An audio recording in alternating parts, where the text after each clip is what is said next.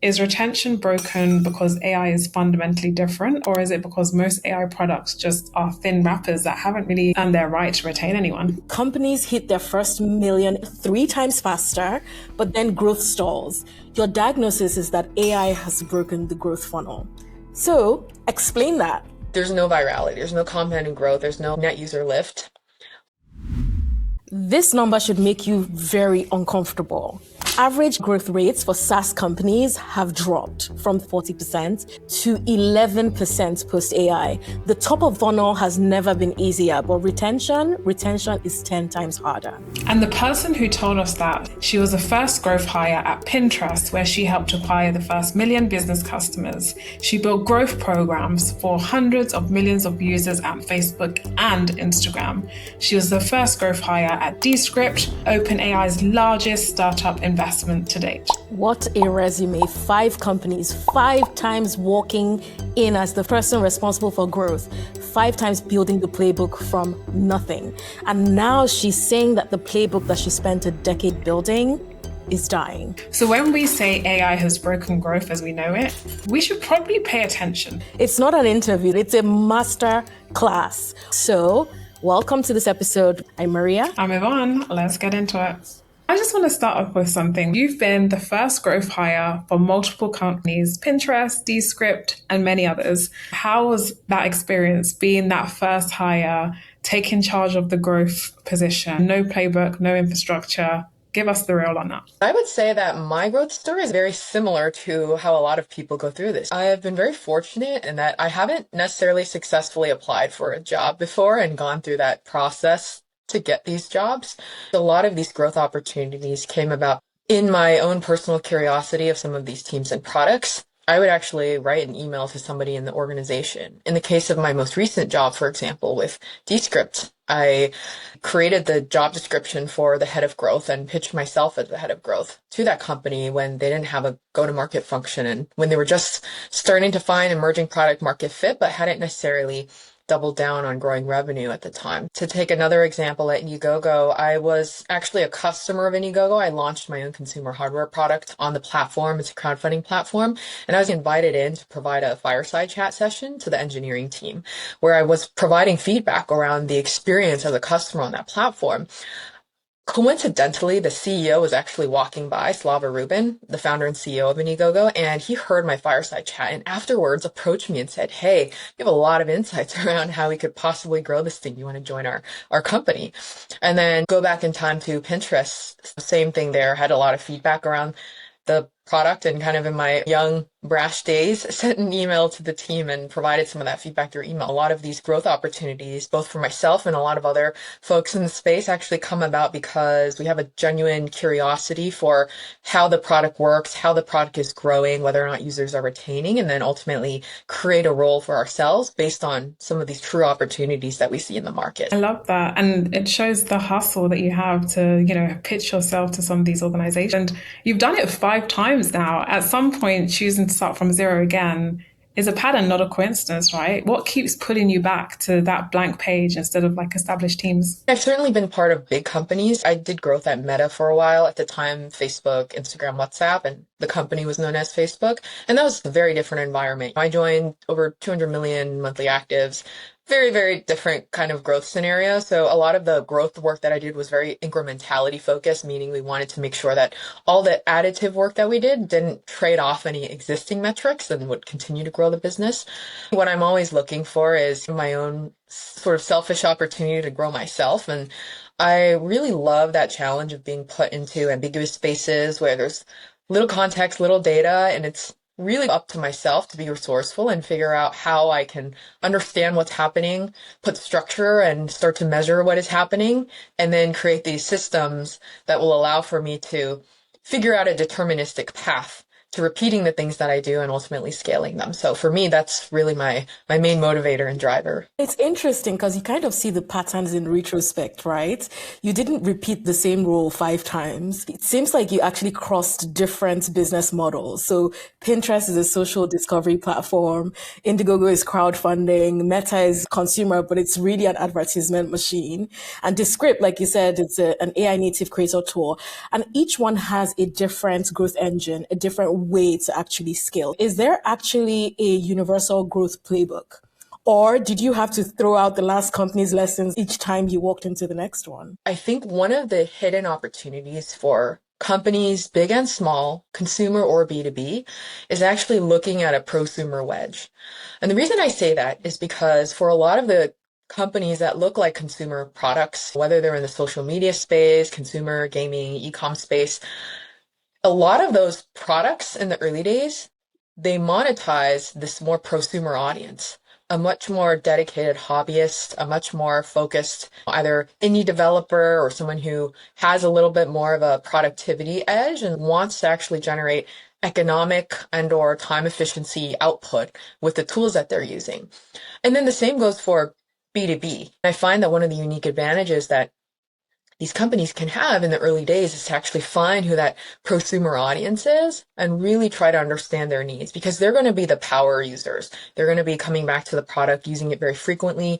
They're going to be the ones spreading word of mouth because they love the product or they have a lot of questions and concerns and actively sharing feedback and posting in forums and community threads. And they're also going to be the ones that are most monetizable because they're generating a productive output. They're going to be willing to pay in. So their willingness to pay is the highest. So, whether you take a product like Facebook at the time, all consumers in the world are on the platform, but the ones, Maria, to your earlier point, that we monetize are actually going to be advertisers. Those consumers are small business owners. Those consumers are marketers at organizations. To find these individuals within our user base, you can create this almost product-led growth or product-led sales operation that leads to enterprise. A lot of enterprise or a lot of B2B tools out there are actually very much evangelized by these individuals, these rogue individualists who are going out there and finding cool tools for themselves or just learning a lot more about the space. To find these individuals within our user base, you can create this almost product-led growth or product-led sales operation that leads to enterprise. And similarly, again, for consumer products like Descript, right? Descript is universal in the sense that you can be making home videos, you could be recording a video of you around the house, of your family trip, etc. But there's going to be prosumers out there who are content creators who are actually, they have a productive output, some kind of potential financial and or economic output they're generating from their work. They're going to be the easiest to monetize. So I think that's a unique insight I've pulled from working across the landscape of B2C and B2B. I also don't think there's a silver bullet per se, but I think the process, the scientific process of identifying growth channels that work pretty much stays the same. Pre-AI, post-AI, consumer or B2B, right? So that is what I've seen work from team to team. Now, Sandy, I want to take it back to your entry into this world of growth, because I know that you got a scholarship from the Aaron Mendelsohn at Berkeley, and you've mentioned previously as an that really reshaped how you think about learning and growth. And I want to sit with that because most growth content is about tactics, it's about funnels and metrics, but it sounds like the foundation for you was actually about how to learn. What did that mentorship teach you that your career growth didn't? Thanks for bringing that up. Aaron Mendelsohn is a fantastic mentor of mine. I was one of the recipients of the Haas Leadership Award on campus, and that was partly due to some of the activities I had in leading an organization called Berkeley Women in Business. Now, before I met Aaron, pre-scholarship era, I was pretty set on becoming an investment banker. And the reason was not a great one, which was I saw a lot of my peers who went on to graduate that were investment bankers make a ton of money, wear their suit and tie, and kind of look like they knew what they were doing in the real world. And I thought, well, gosh, when I graduate, that's probably what I want to do as well. So I studied really hard for investment banking interviews. I was, lined up to interview with Goldman in New York, doing technology. I always had this interest in technology growing up in San Francisco and having Twitter in my backyard. But after that scholarship, one of the things that we got to experience was that they took all the winners to Sand Hill Road, which is where a lot of the Silicon Valley-based investors, Sequoia, Andreessen, Kleiner Perkins, et cetera, they all have an office out in Sand Hill Road. And we got to meet some of the scholarship benefactors there. So it was during that trip that we got to speak with folks like the head of Sequoia, Doug Leone, and many, many others. And they were telling us about the first checks that they wrote into companies like Intel and Microsoft and Oracle and Apple and so on and so forth. There's every possible big name you could ever imagine. And the theme of those conversations was basically you have to bet on growth, right? they didn't know whether or not these companies would have good data. They just knew that these products were at the early stages of growth. And I think that sparked a fire in me where one of the reasons I reached out to Pinterest afterwards was because I kind of challenged myself to think like some of these investors that I just met. I saw Pinterest. It was still early stage at the time. The team was 20 some people. They were working out of a warehouse, and I saw the product and I thought, wow, this is really something, because it's a product that I always wish existed that doesn't exist yet. Maybe this is the cusp of the next growth. And I tried to pull that growth mindset into myself. And that's really how I actually reached out to Pinterest. I love it. Now let's get into the masterclass, because I'm sure there are people listening who are like, I really want to get something concrete out of this that I can apply tomorrow. Sandy, you've written about 3 distinct eras of growth. There was the 2000s, the data-driven era, when Facebook found 7 friends in 10 days. There was the 2010s, 10 years later. It was about retention, monetization. And now the 2020s, it's product-led growth going mainstream. But now you're saying that we are getting into a 4th era, the AI era. So give us some context, set it up for us. What is this idea of full stack growth? If I were to follow that timeline, going back to that initial era with viral growth, defining activation, and essentially some of the referral flows, back then, a lot of that growth, I think, started out as specialists really owning that era. So the way that growth teams would be hired or built is that you would bring in someone who's really good at one distinct thing. So you would bring in, for example, an SEO specialist. You would bring in a paid specialist. And for a lot of the last decade or so, that has relatively held up to be true. But I think as you start to see the growth function evolve over time, you also see that the managing layers, the strategic layers, and as you sort of move up in an organization, that role starts to become more and more generalized, meaning that the type of talent, the type of individual that will succeed in the function of growth is someone who can actually oversee a variety of different types of problems and growth levers beyond just SEO, beyond just paid, beyond just the channels that we've tested in the past. And that's increasingly going to be true in the era of AI because the distribution game has fundamentally changed. But let's explain what that actually means and what I'm seeing. When I say that distribution has changed, I don't mean that we have to throw out our old practices. One of the things that kind of frustrates me when I see it on the internet is when people say SEO is dead, or I'm sure all of us have seen a flavor of that. It's completely not true. Search is kicking and alive. In fact, the ways that we search has evolved and grown in a lot of ways. The amount of time that people search has increased, and the amount of tools that we use to search has increased. People are increasing their search overall with tools like ChatGPT and other LLM AI chats because it's increased the precision of our ability to use search tools. When we say that distribution has changed, what we mean is that the way that people are accessing and discovering products has changed, meaning that actually the number of ways that we can use distribution to grow our businesses has increased. An even more important imperative for us to focus on growth. The other thing is that people have not necessarily increased their total time on platforms for discovering products, but the number of platforms that we're using has increased. It's gone from somewhere between 4 to 5 different tools to 6 to 7 in the last year or so, according to Pew Research data. And that is an interesting thing for us to understand, because it also means that if we thought we were okay to just invest in 1 or 2 of these channels before, it now means that we need to have a presence on 4 to 5 and or all of these potential channels. And it's important for us to do that because the number of products has increased. One of my favorite databases out there for looking at the landscape of AI tools is called There's an AI for That, or TAFT for short. If you were to look on that platform 2 years ago, 20,000 AI tools out there, which is already a ton. But if you look today, I think it's around 48,000 or 50,000 AI tools out there. If you look at the categories, each category has hundreds, if not thousands, right? And the number of categories are, depending on if you're segmenting by jobs versus tasks, like 10,000 or more, or thousands in general. So there's just so many different tools out there. So if it's so competitive out there, people are using more and more platforms, and the behaviors and the ways in which people are discovering products are increasing, then I think the way that we have to approach growth fundamentally has to change as well. Something that's coming through in what you're saying is essentially that we now have heterogeneity of platforms. It's fragmented now. Previously, you could like narrow it down into 1 to 3 plan, how they perform. But now we have these new different platforms that have different mechanics in how they build. So you need to find people who can essentially think laterally across these platforms, carrying the fundamentals of growth to translate across those.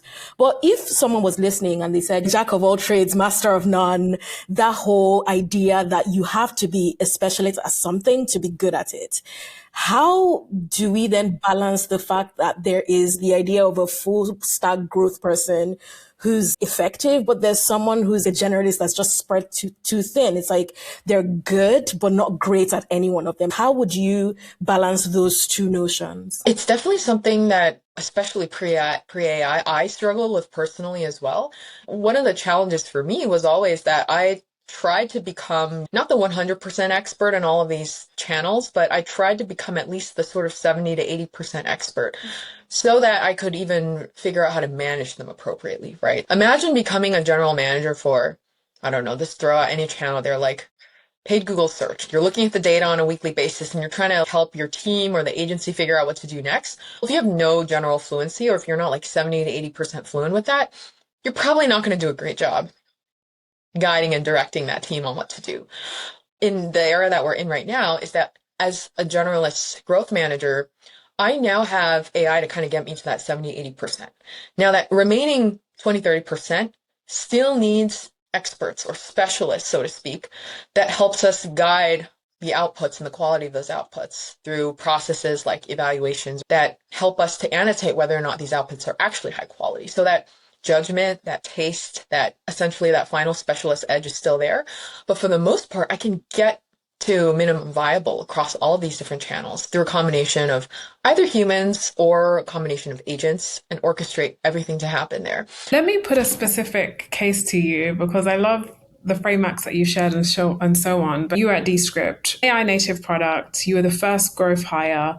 Walk us through what you actually built there from a growth perspective, not just the frameworks, the reality of what worked, what didn't work. The area that didn't work. So when I actually walk into a new product or a new company environment, one of the first things I try to do is understand what are some of the natural characteristics of this product that should drive compounding growth. So one of the first areas that I always try to look at is whether or not there are native like invite or collaborative flows that naturally allow one user to invite somebody else. That's kind of your lowest hanging fruit, right? Because you do the least amount of work there and you have your highest quality users invite other people who are like them. It's just one of the first things we try to look at. And for Descript, I had this hypothesis going in that it was going to be a collaborative sport because a lot of the content creators that I talked to initially, they would always share with me that when they were in the process of putting together their video content, they always had to send the video to somebody else to either make edits to it or review it or leave comments. And I was like, free users, instant like viral loop there. Let's like test a referral program and launch this thing. Lo and behold, we pilot this thing and I'm ready for the numbers to jump, go to sleep, wake up the next day, super excited for experiment data. And there's no virality, there's no compounding growth, there's no like net user lift. And I was pretty shocked by that because I thought intuitively this is the audience base. What I learned in looking at the data from that experiment and in talking to some of these users thereafter to understand why it didn't work was to understand that even though the video creation process was collaborative, the video editing process itself wasn't collaborative. If you compare it to an experience you have like with Google Docs, right? Like all three of us, we could be in that Google Doc and we could all be typing away and making edits. Same with Google presentations. Video is a little bit different. You kind of have one person curate the storyboard. You have one person curate the entire flow, but it doesn't necessarily make sense that all three of us are going to be in the same video, editing the video at the same time. So instead of it being a collaborative sport, as the editing itself, instead it's collaborative in the various stages of the workflow from pre-production. Maybe someone is uploading the B-roll and some of the raw footage, somebody does the rough cuts, maybe somebody else comes in and like does the main editing. So it is collaborative in that sense. And so instead of focusing on the main editing share flow, the thing that we had to focus on was actually the share workflow itself. When you actually publish to a web page, how does that web page get shared with other people? And there we built some of these features like being able to copy the link, being able to add people, being able to tag people's email addresses, so on and so forth. So that's one thing at Descript that really I thought should have worked, but didn't work. And the nuance was really in understanding how users were actually collaborative in the product. One of the things that surprised me that actually did work, but makes a lot of sense in retrospect, was our affiliate programs. So when I joined Descript, I thought that affiliate programs were this hacky thing that was kind of outdated. I think about all of these affiliate offers that I see on the internet and they all feel kind of like spammy. But it turns out that a lot of our content creators were actually affiliates themselves because when you're a content creator, you have very limited forms of monetization. And talking about products and getting revenue from those products that you talk about is one of the core ways that content creators monetize. So we decided to launch an affiliate program where it was really more of an experiment because we heard people request it on our feature board. We launched it and so many people signed up. We saw our first few dozens of user-generated content that was published on social media platforms, especially YouTube. And we had tracking links embedded within all of those affiliate links. And it drove a massive spike in traffic to our site. After we saw this initial data, we continued to scale it out, onboard more affiliates. And at one point, it was driving over a quarter of the net new paying customers that we were getting to our business. Just something that scaled so well and was really easy to manage, relatively self-service, and just, I think, aligned really well with our core audience set, those content creators who are naturally social content creators. So those are two of the things that I was able to experience during my time at Descript. I wanted to go back to an earlier point you had mentioned about just the channels that exist pre-AI and post-AI. In the context of Descript, given that was AI native, what were the channels that kind of drove a power law effect? Maybe talking to someone who is a founder right now at that initial stages for a prosumer type AI native product, how would you say they should think about that across phases in their business? So I'll actually start by sharing that a lot of these growth channel foundations, I think, are relatively unchanged, and they can have some of these compounding effects on more AI native channels over time. We originally designed the affiliate program, influencer marketing, to be traffic drivers, right? We wanted to identify key accounts, key individuals who would post, have those posts reach their audiences, have audiences click a link and drive direct traffic back to our site. And that was a fine thesis. What we didn't expect was that when in 2022, when ChatGPT launched, a lot of the brand juice and a lot of the brand mentions and community we were able to get as a result of those video mentions would actually come to create a net new distribution channel for us, which was GEO, or generative engine optimization, because a lot of the content being cited by these content creators, these individuals, these independent voices, and video content overall actually created a lot of different sources of backlinks for us in high authority places that then went on to rank us well in generative engines, so that when people would ask questions, let's say we take a query like, what is the best video editing tool for content creators? Descript had the ability to rank well in some of these queries. And again, like, this was not by design, but because it built on this foundation of, if you have users out there who are talking about you, and they're talking about you in these authoritative places and they're independent voices and independent opinions, then depending on the LLM or the AI chat that is being used, they will have preferences for that type of content rather than first party owned branded content, right? I couldn't even replicate that myself. If I had created a landing page that was creator testimonials and curated all of this together, GPT probably doesn't weight that heavily as a credible source for reviews and independent content. It came to create this compounding effect where GEO benefited from that. Another example would actually be some of our SEO foundations. When we first launched traditional SEO pages, human written content, we eventually, of course, got the help of AI to create some of that content and help us publish it. But in the early days, we had two types of SEO pages. We had editorial content, which included things like how to become a content creator or how to edit your video, stuff that's a little bit higher upper funnel and maybe a little bit less directly related to the product. You can imagine that stuff doesn't convert very well into users right away but it does over time. And then we had much more targeted, like, product programmatic SEO units, like crop your video or convert your video from AVI to MP4. Someone needs a product right now. This stuff converts really well, but lower in volume. When we first approached this, the editorial stuff was like interesting, gave us these massive traffic spikes, but very little conversion. And at some point before GPT and everything launched, we were like, oh, maybe we should just dial back on editorial because it's costing us a lot of time and money and getting us traffic that doesn't convert. But what happened after GPT came out, going back to that compounding effect, is we had so many of these authoritative sources on independent content that even when people weren't asking about product recommendations, we would actually show up and increase our footprint. So it became this like net new traffic source for us. I think if a founder were to approach these channels today, you have this sort of hindsight of now understanding how GEO works, and you can actually try to optimize for that as much as possible.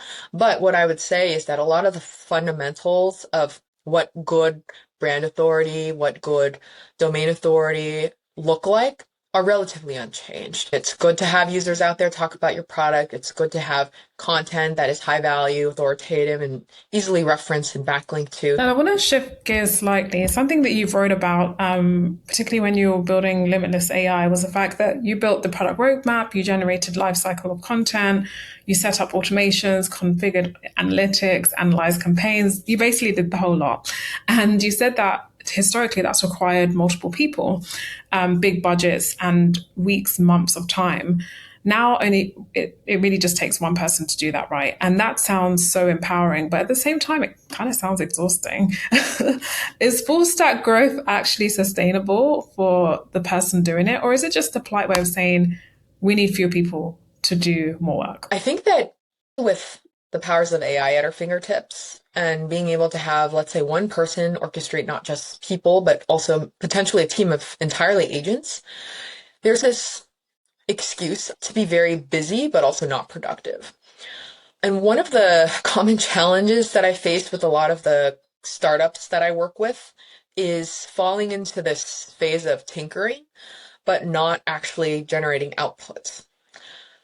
Probably true for a lot of people out there, but very much true for myself, is I tend to actually fall down this rabbit hole of tinkering, trying different tools. I'll give you a great example. I actually have an agent that I use to analyze paid ad results in Claude Code that's linked up to an MCP server that gets access to Google Ads accounts, Meta ad accounts for a lot of the companies that I work with. But the other day I downloaded Codex on desktop, OpenAI's Codex.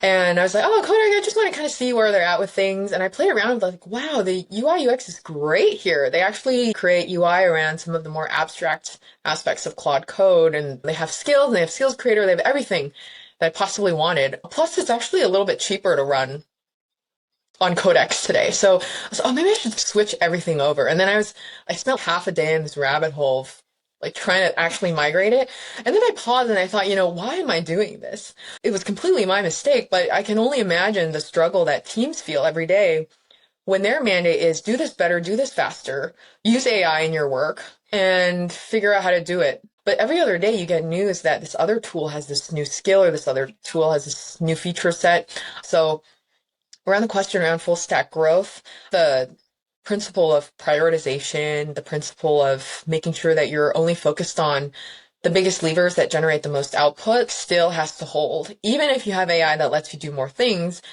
the more things that you do, the more distracted you become. And you have to still make sure that you're doing things that aren't sloppy, that you're doing things that are still generating high quality outputs. So in that sense, I think that full stack growth is very much attainable and achievable, but we still have to govern ourselves and make sure we're not getting distracted. I would love to go into the heart of the episode. We started this with the fact that AI has changed growth, right? And we need to think about new mental models. And you have written a few things in the past, and I am paraphrasing here.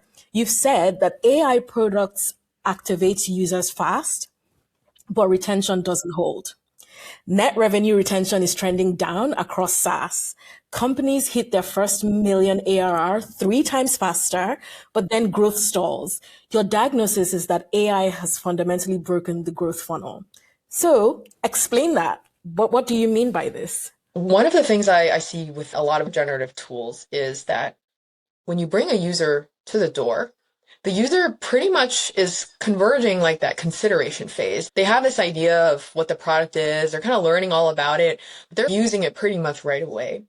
So what is happening actually is that if you've thought about product and marketing being two separate things in the past, they're very much consolidated now. You don't need a long one pager and you don't scroll to massive lengths to read and compare feature sets and learn about the thing before you hit sign up and then go through the flow. You just type, this is what I want.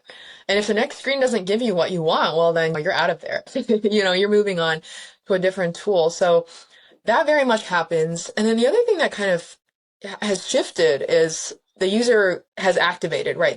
They get their output, they determine whether or not it's high quality enough, and then they pay, right? There's no habit building. There's no, I'm going to like figure out if over the next 2 weeks, whether or not this is a thing for me. They just pay. And they pay for that, plus they pay for other tools that are similar. So the appetite for using multiple tools for the same thing has really increased over time. And the funnel has changed in a way where when we're thinking about marketing, we have to figure out how do we condense time to value as much as possible because of that behavior that people have, that there are many alternatives on the market, and that if something doesn't look right, they can just either pay for it now and kind of see how it goes, or they'll go ahead and try something else entirely. So because of that, I think the way that we traditionally measure that growth funnel has to change. If you've traditionally measured this funnel view of here's traffic, here's signups, here's retention, here's monetization, here's referrals. If you measure that as a funnel, your numbers are going to look super wonky. Instead, I think we have to look at each of these numbers independently. And in some ways, we almost measure paying customers at the very top of the funnel. And we also measure activation with a lot more scrutiny as well. And we expect that rate to be higher as a result of AI allowing users to have these zero-shot, few-shot experiences. Because of that, all of the measurements that we've had in the past, a lot of benchmarks, all that has changed. So it's not necessarily that retention is doomed for everybody, but it's that the way we think about retention has changed. And one of the ways to think about that is to really reconsider some of the periods that we've traditionally measured retention with. So for example, if you're a consumer product, maybe you've traditionally measured retention as daily retention, weekly active users, etc. But because there's this switch back and forth, because users might pay at the beginning but come back later, we might want to actually consider a longer period of time. Maybe a consumer daily active product, you care a lot more about measuring monthly active. Maybe you want to measure a longer time period as well. So I think everybody has to reevaluate some of these core metrics and North Star metrics that we're using as our key indicators for growth. So I'm curious, are you saying that the idea of product-led growth, this frictionless onboarding, is that idea dead? I don't think it's dead. I think the frictionless onboarding is condensed and more brought to the forefront than ever before. And it also means that some of our measurements in the past around separating acquisition and activation are merged, right? So I can imagine that for some of the products where that experience is true, you may even care a lot less about bringing traffic to the page or generating signups. And instead you focus on an activated user as acquisition metric number one. So somebody who actually typed a prompt and completed that action, that might actually be your acquisition step. So that traditional kind of product-led growth mindset is still happening. It's just a lot more accelerated, and the measurement of its success has changed.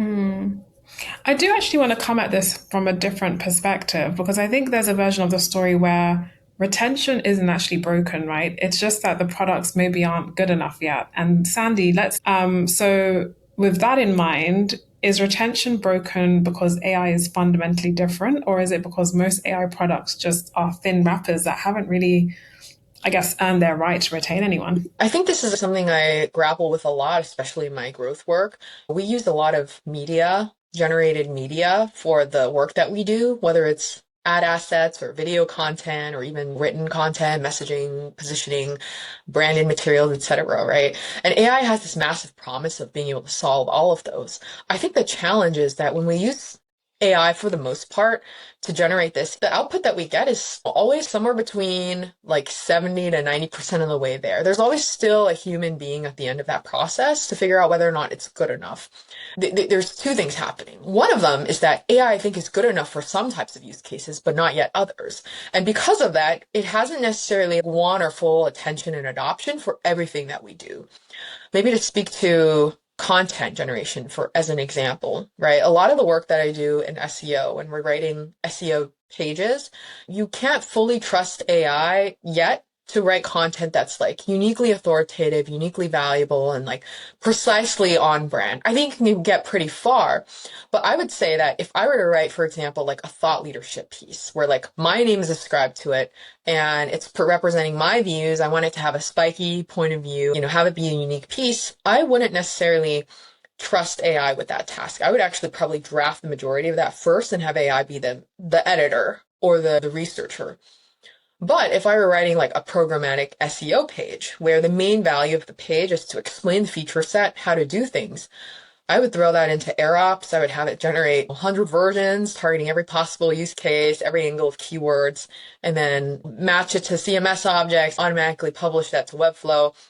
I think the thing that we have to shift there then is going to be like, how do we measure retention? How do we consider whether or not we're top of mind when it comes to some of these use cases?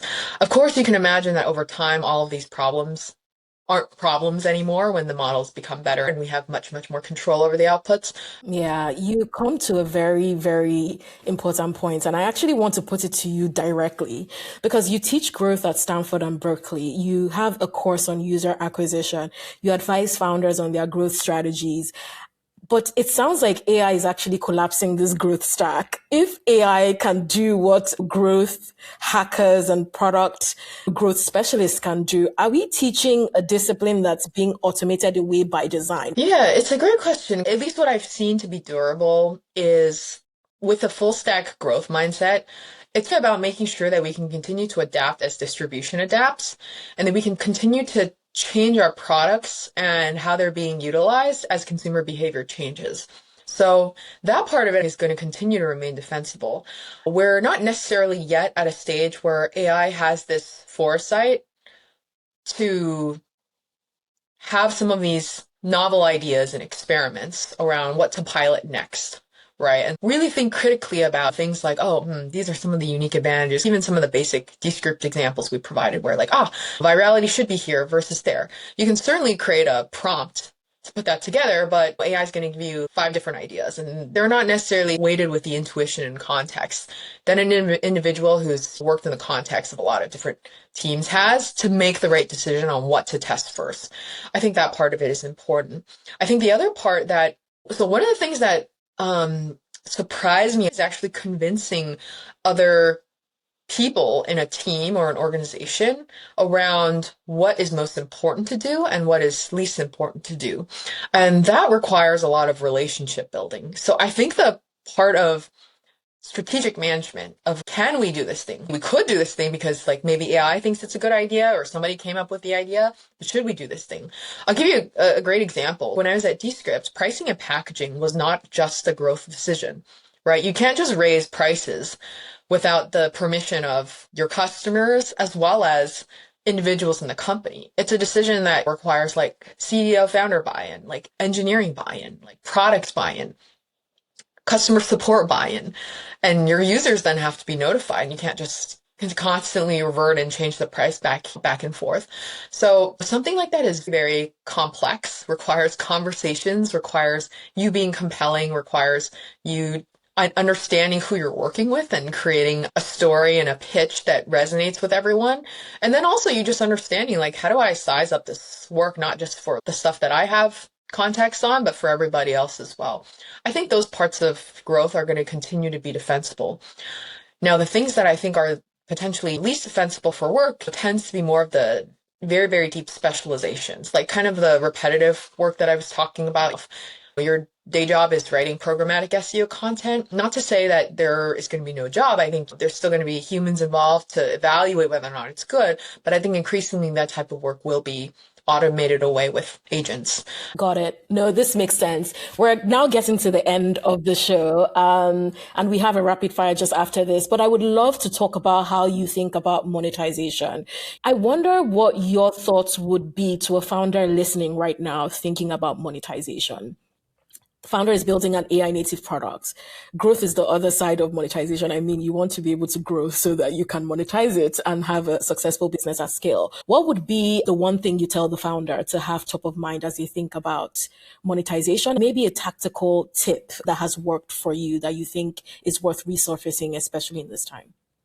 I think a practical tip and something worth considering for founders thinking about monetization right now is to not shy away from it. A lot of the playbooks of the past and non-AI native products was really to have the product be the proof of value and to not risk overcharging the customer early. I think there's still that risk, of course, like you don't want to charge someone for a half-baked product, but at the same time, it's actually very important, especially in the era of AI, to weed out customers with no or low willingness to pay, and also to monetize pretty early on in the process. Paying customers have a much higher likelihood of getting deep with your product in comparison to a user who's getting it for free. This is actually a lesson that I got from working with various SaaS companies, but also true to my time at Descript, where I had always thought that a user would want to try the product entirely for free. So one of the pricing experiments we ran was to launch a reverse trial. A reverse trial is where you give them access to the full product, and then after a certain time period, you take the whole premium experience away, and then you hit them with the paywall and say like, you've like used all these premium things. If you want to maintain access, then you got to pay now. And I thought that's great, right? Because I would personally want that. But what we actually found is that everyone's just so busy in a day. If you say people don't have that urge, that fire to go and spend the time to try the thing, especially in our category at the time, which was video editing. You're not going to go and pull together your video asset files and be like, I'm going to sit down and edit my video. It's just not something that you can very, very quickly do. So instead, when we reverted back to showing the pricing options up front, it actually made it easier for someone to say like, okay, heard great things about Descript. Here are the reasons why I should use it. Let me just get the pro plan and let me try it for a month, right? And then over the month, I can come in, I can use the product, edit my first video and see if it works. And we had enough conviction in our product in the way that we designed how easy and simple it was to use text-based editing and all the features that we had, that people would actually have a great experience. And then they would renew month to month from there. So I think that is particularly true in AI, where you don't want to give someone kind of the opportunity to go and try something else because there's just so many things to try. You want to just bring forth the best that you have, make it as easy as possible, get in there, generate their first output, and pay pretty much right away so that they can do it again. But with that comes responsibility. If you are charging them, make sure you can deliver good value to the user who's paying. So you've talked about agentic automation changing the game, AI agents that can run landing page experiments end to end, like from hypothesis to creating and developing to analysis. What does a growth team actually look like? Let's look forward to 2028. How many people? What do they do? For anyone thinking about building a growth team, what would you advise them in this new AI era? The new growth team looks like one of two things. And this may not actually be happening at scale yet, but it's something I anticipate and my ideal setup. So the first one is this idea that I have around a growth team of one. And this is maybe more applicable to startups or companies who are thinking about bringing on their first growth person or someone responsible for growth. I think that's the individual who's got this generalist background, maybe generalist growth, generalist other things, but a smart individual who has this not just growth marketing, but also growth engineering background. And that engineering can be more vibe coding, by the way. It doesn't have to be a traditional technical background. And that person really just has the autonomy and the skills and ability to look at what's happening in the space, start to set up some measurement, and figure out what to do. What to do there is building a number of different types of agents to execute the work. It could be outsourced to freelancers and agencies. It could be even figuring out, do I hire someone? But I think that initial growth team of one is that one individual who can do all of that. The other type of growth team that I see coming into play is actually a non-growth team. More and more over time, non-growth teams are going to be responsible for growth. I don't know if this is the case for some of the companies you've seen, but at least in a lot of the company environments I've been in, oftentimes non-growth teams just dust their hands off and say like, oh, I did my thing. Like, I'm not responsible for growth. The growth team is responsible for growth. Yeah, sure, I'll share some campaign numbers, but I won't tie it directly to outputs. But I think increasingly teams across business development, teams across product, teams across operations, teams across finance, really any corner of the company can and will be responsible for growth because, again, pulling some of these levers and executing is really at the fingertips of everyone involved in the company. So increasingly, I see, especially in larger companies, that non-growth teams are actually increasingly responsible for growth, and in some cases, actually leading the channels that a traditional growth or marketing team would have led. Love it. Now I'm so excited about the next and final session, which is our rapid fire, very quick questions. So over to you, Yvonne. Sandy, so we're going to close with something that we do every episode, 8 questions alternating between Maria and I. The rule is first answer only. Don't overthink it. Just reply with what comes first to mind. So Maria, jump away with the first question. Number 1, what is the most overrated growth metric that founders obsess over? Oh man, so many thoughts came to mind. Free to paid conversion rate. Last time you gave a founder advice and they completely ignored it. Yesterday. What's the one growth channel that founders are sleeping on right now? Generated content, reaching out to net new creators who may not have a big following, but have every opportunity as big creators to show up in the algorithm on topics that matter to a business. Tell us a belief that you held at Meta, obviously a large-scale organization, that turned out to be completely wrong. I thought more budget was a good thing. More budget was a bad thing because it led us to making, I think, inefficient allocation decisions around how to spend budget. If you could teach only one concept in your entire Berkeley course, what would that be? One concept. One concept would be to ask somebody to grab coffee, even if you don't drink coffee, because meeting someone for coffee in person opens up a lot of relationships and doors to things like jobs and even potentially your co-founder or somebody else that you work with. Awesome. Name one person who's really shaped how you think about growth who isn't famous. It could be a team member, a mentor, a founder that you've advised. One person that I learned a lot about growth from was my manager at Pinterest. His name is Matt Lewis. He's not, traditionally famous in the sense of being a celebrity, walk out the door and everybody knows him. But one of the things I really learned from him about growth was he used to go around teaching me and a lot of people in the company that context is king. You can't tell somebody what to do or convince them on an idea or even make anything happen without sharing context first.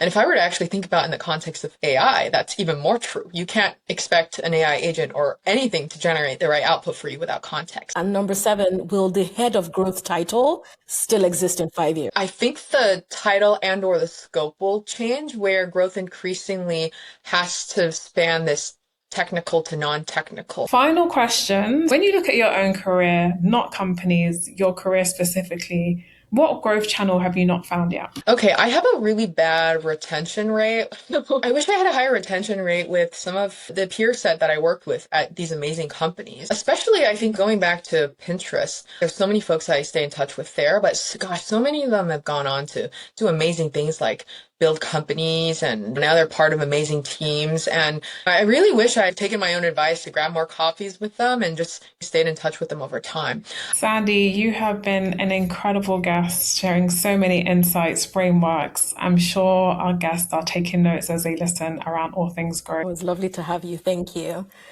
Oh, thanks so much for listening in. For tuning into another episode of The Startup Leap. Leave a review, tell us what you think of this episode on all our platforms at The Startup Leap Pod. Do you have a question? Ask us and we'll ask our guest. Go to thestartupleap.io. See you next time.